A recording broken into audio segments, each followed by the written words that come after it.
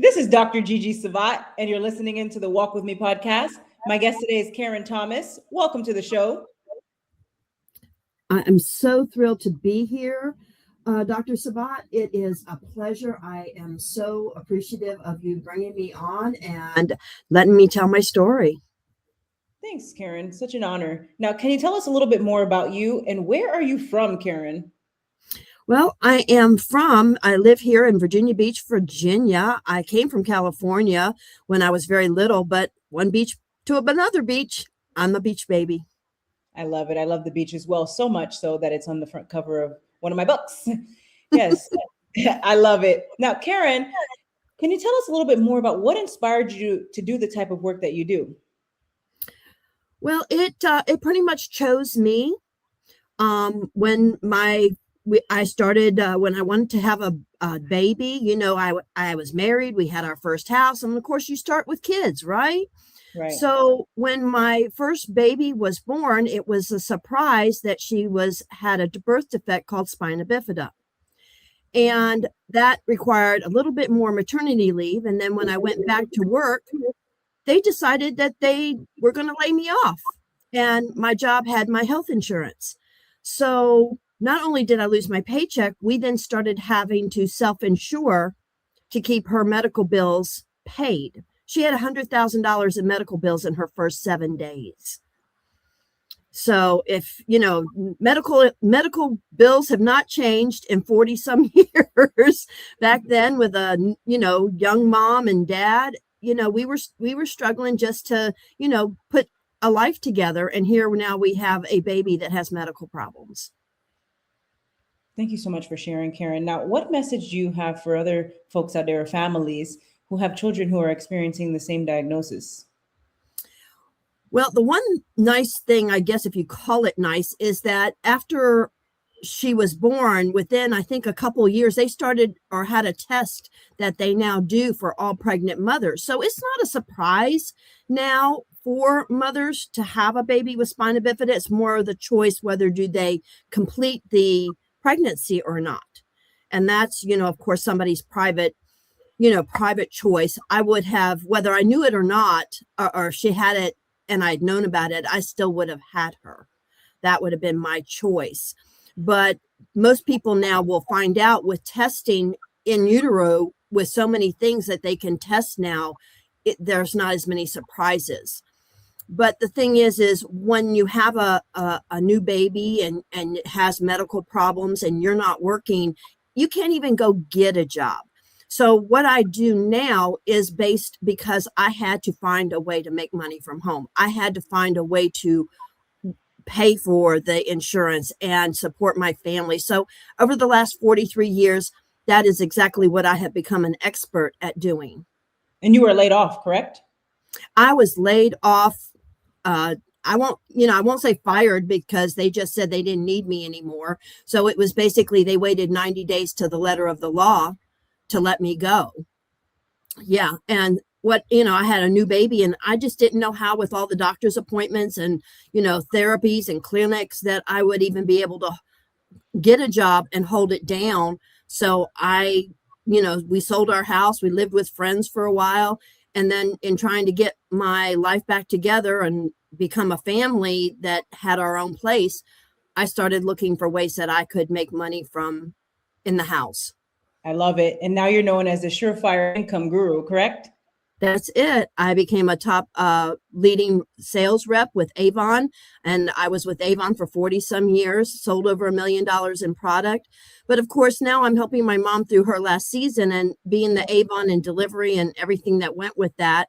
Pre-COVID, before everything went online, I shut it down and started working at finding ways to be at home so that I could be here through her last season, so that I could be the one that I could guarantee that she was cared for with dignity and kindness. That's right. And for our listeners out there, when you're saying last season, you're basically stating that she's declining, correct? Well, she's 93. She will be 94 in a couple of months. And this last year, she has declined a lot more. Getting old is really what your vision and what you expect. And I see that she expects to decline. At this point, she now feels tired. And your mindset is everything as you age, as you do anything in life. It's all in what you believe that it should look like. I understand. And while we're on this subject, what message do you have for an individual experiencing the same thing as far as a parent goes? Get a support group. Get other people who have either been through it. Right now, I am with another group of ladies that we are working on a book called "Who Cares for the Caregiver," and in that, I have found so much support from people who've been through it and are going through it that I won't say we just help and love on each other. And when one has a concern, we try to talk alternatives and resources. Thank you so much, Karen. And while we're on the subject of moms, my heart goes out to the Guthrie family. Prayers for the Guthrie family during this time. Yes. Now, thanks, Karen. Now, Karen, financial literacy. Let's talk a little bit about financial literacy. You're the surefire income guru. So tell us a little bit more about financial literacy and what does it mean to you? Well, financial literacy is understanding that it's where your money goes, how you spend it, how can you be financially prudent with it, how can you make it grow in places that are uncommon. Because in today's economy, savings account don't make you any money. Most of us can't, afford or don't even have any concept of investing like in the stock market. But there's new apps, there's new things that are coming out that you can investigate and try little bits at a time and just learn how they work and how you can make your money grow in other ways besides working 9 to 5. I have several programs that I have introduced people to that they can do in the pockets of their time and make an extra couple $1,000s. And they don't have to talk to anybody. They don't have to sell anything. And they don't even need a lot of tech skills.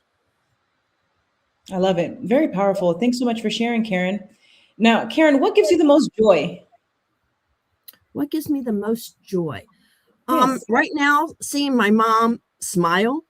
Oh, She finds it hard most days. And so if I can get her to laugh, that brings me joy. Outside of that, I work on jigsaw puzzles. When you're in the house a lot, to take a break from working here on the computer to, doing house.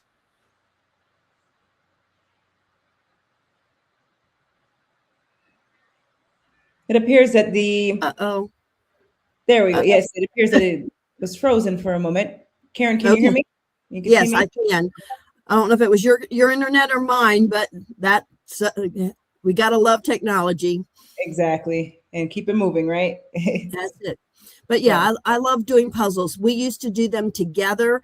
It's sad now she hasn't done any of jigsaw puzzles with me now in almost 6 months. I'm so sorry to hear that, Karen. Life, it's a circle of life. When things start, declining, they pick and choose what they keep up with. That's right. And I just admire your strength and being there for your mom during this time as a caregiver or caretaker, so to speak. It's very inspiring. So thank you so much for sharing.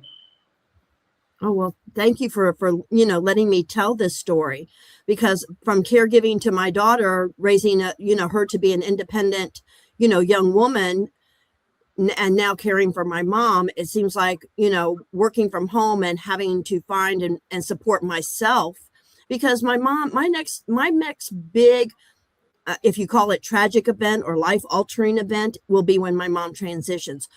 Putting myself in a position that I'm not gonna lose this house, but I'm gonna have to sell it. I can't, how to afford to live on my own. These are things that I'm putting into place. What do I want my life to look like? What do I want to create for the next 30 years? Because with her living into her 90s, I'm not quite 70. I got another 20 some years Do I want to just sit at home reading books and eating bonbons, or do I want to, become and empower people to understand you have to be proactive in where do you want to go? Where do you want to be in 5 years? You have the power to change it. That's right. Yes, you do. And my heart goes out to you and your family. Prayers for you and your family during this time, during this season. I know how it is. My mom is here, but I lost my great aunt. So she's no longer with us. And she was like another mom to me as well, dear to my heart, beautiful soul. And like I said, she's no longer here. So I can definitely understand where you're coming from, Karen. We're making memories. We've had great conversations. I've taken her on road trips because she loves her road trips. And there are no regrets. My children now come, we do game night once a month so that people will have normal activities and we can make memories before this happens. Yes, I love that. All of the memories, they matter. So that's absolutely phenomenal that you all are doing those memories and moving with intention. Now, it does appear that you're frozen again, Karen, but I'm going to go ahead and continue on with the conversation here. Okay. Oh, At some point, we are all going to be in the same boat of having either or somebody else take care of us, or we're going to have to be in a home or an assisted living.